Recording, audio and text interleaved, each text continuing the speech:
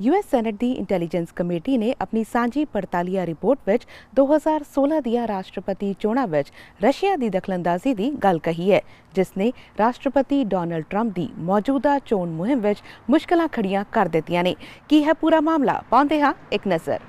ਹੁਣ ਜਦੋਂ ਅਮਰੀਕਾ ਦੇ ਰਾਸ਼ਟਰਪਤੀ ਦੀਆਂ ਚੋਣਾਂ ਵਿੱਚ 2.5 ਮਹੀਨੇ ਤੋਂ ਵੀ ਘੱਟ ਦਾ ਸਮਾਂ ਬਾਕੀ ਰਹਿ ਗਿਆ ਹੈ ਤਾਂ ਯੂਐਸ ਸੈਨੇਟ ਵੱਲੋਂ ਸਾਲ 2016 ਦੇ ਰਾਸ਼ਟਰਪਤੀ ਦੀਆਂ ਚੋਣਾਂ ਵਿੱਚ ਰਸ਼ੀਆ ਦੀ ਦਖਲਅੰਦਾਜ਼ੀ ਨੂੰ ਲੈ ਕੇ ਅਤੇ ਉਸ ਵਿੱਚ ਪ੍ਰੈਜ਼ੀਡੈਂਟ ਟਰੰਪ ਦੀ ਕੰਪੇਨ ਨੂੰ ਮਦਦ ਕਰਨ ਦੇ ਲੱਗ ਰਹੇ ਦੋਸ਼ਾਂ ਬਾਰੇ ਇੱਕ ਰਿਪੋਰਟ ਤੋਂ ਬਾਅਦ ਇਹਨਾਂ ਬਾਰੇ ਇੱਕ ਵੱਡਾ ਵਿਵਾਦ ਸ਼ੁਰੂ ਹੋ ਗਿਆ ਹੈ। ਜ਼ਿਕਰਯੋਗ ਹੈ ਕਿ ਯੂਐਸ ਸੈਨੇਟ ਦੀ ਇੰਟੈਲੀਜੈਂਸ ਯਾਨੀ ਖੁਫੀਆ ਕਮੇਟੀ ਦੇ ਇਸ ਰਿਪੋਰਟ ਨਾਲ ਪ੍ਰੈਜ਼ੀਡੈਂਟ ਟਰੰਪ ਨੂੰ ਸਾਲ 2020 ਦੀਆਂ ਚੋਣਾਂ ਵਿੱਚ ਵੱਡਾ ਨੁਕਸਾਨ ਵੀ ਉਠਾਉਣਾ ਪੈ ਸਕਦਾ ਹੈ। ਲਗਭਗ 1000 ਪੰਨਿਆਂ ਦੀ ਇਸ ਰਿਪੋਰਟ ਵਿੱਚ ਕਿਹਾ ਗਿਆ ਹੈ ਕਿ ਟਰੰਪ ਕੰਪੇਨ ਦੇ ਇੰਚਾਰਜ ਪਾਲ ਮੈਨਫੋਰਟ ਨੇ ਰਸ਼ੀਆ ਦੇ ਏਜੰਟਾਂ ਨਾਲ ਮਿਲ ਕੇ 2016 ਦੀਆਂ ਚੋਣਾਂ ਨੂੰ ਟਰੰਪ ਦੇ ਹੱਕ ਵਿੱਚ ਭੁਗਤਾਉਣ ਲਈ ਅਹਿਮ ਭੂਮਿਕਾ ਨਿਭਾਈ ਸੀ। ਇਸ ਰਿਪੋਰਟ ਵਿੱਚ ਇੱਕ ਅਹਿਮ ਤੱਥ ਵੱਲ ਇਸ਼ਾਰਾ ਕੀਤਾ ਗਿਆ ਹੈ ਕਿ ਵਿਕੀਲੀਕਸ ਨੇ ਵੀ ਟਰੰਪ ਨੂੰ ਰਸ਼ੀਅਨ ਹਮਾਇਤ ਜਤਾਉਣ ਵਿੱਚ ਅਹਿਮ ਭੂਮਿਕਾ ਨਿਭਾਈ ਹੈ।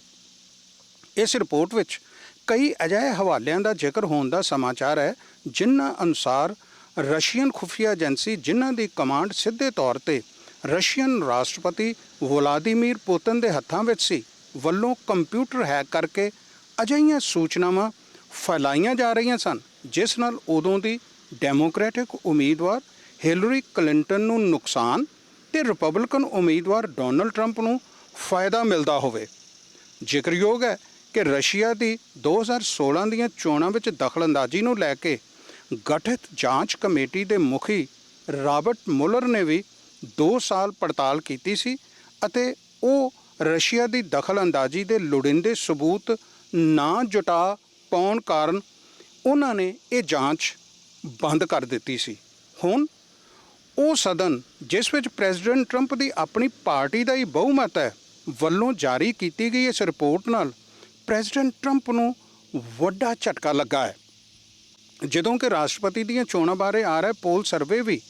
ਪ੍ਰੈਜ਼ੀਡੈਂਟ ਟਰੰਪ ਨੂੰ ਕਾਫੀ ਪਿੱਛੇ ਦੱਸ ਰਹੇ ਨੇ। ਹੁਣ ਜਦੋਂ ਇਹ ਰਿਪੋਰਟ ਨਸ਼ਰ ਕੀਤੀ ਗਈ ਹੈ ਤਾਂ ਇਸ ਦਾ ਇਹਨਾਂ ਸਰਵੇਆਂ ਜਾਂ ਪ੍ਰੈਜ਼ੀਡੈਂਟ ਟਰੰਪ ਦੀਆਂ ਚੋਣਾਂ ਉੱਪਰ ਕੀ ਅਸਰ ਪੈਂਦਾ ਹੈ ਇਹ ਆਉਂਦੇ ਦਿਨਾਂ ਵਿੱਚ ਸਪਸ਼ਟ ਹੋਵੇਗਾ, ਕਿਉਂਕਿ ਫਿਲਹਾਲ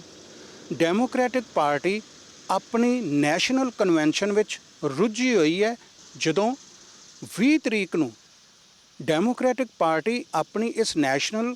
ਕਨਵੈਨਸ਼ਨ ਤੋਂ ਬਾਹਰ ਆਉਂਦੀ ਹੈ ਤਾਂ ਉਹ ਮੁੜ ਇਹਨਾਂ ਮੁੱਦਿਆਂ ਨੂੰ ਅਪਣਾ ਕੇ ਪ੍ਰੈਜ਼ੀਡੈਂਟ ਟਰੰਪ ਨੂੰ ਕਿੰਨਾ ਕੁ ਨੁਕਸਾਨ ਪਹੁੰਚਾਉਂਦੀ ਹੈ ਇਹ ਆਉਂਦੇ ਦਿਨਾਂ ਦੇ ਵਿੱਚ ਸਾਡੇ ਸਾਰਿਆਂ ਦਰਸ਼ਕਾਂ ਲਈ ਵੇਖਣਯੋਗ ਰਹੇਗਾ। Sukhpal Singh Dhanoa, Washington DC bureau, PTC news.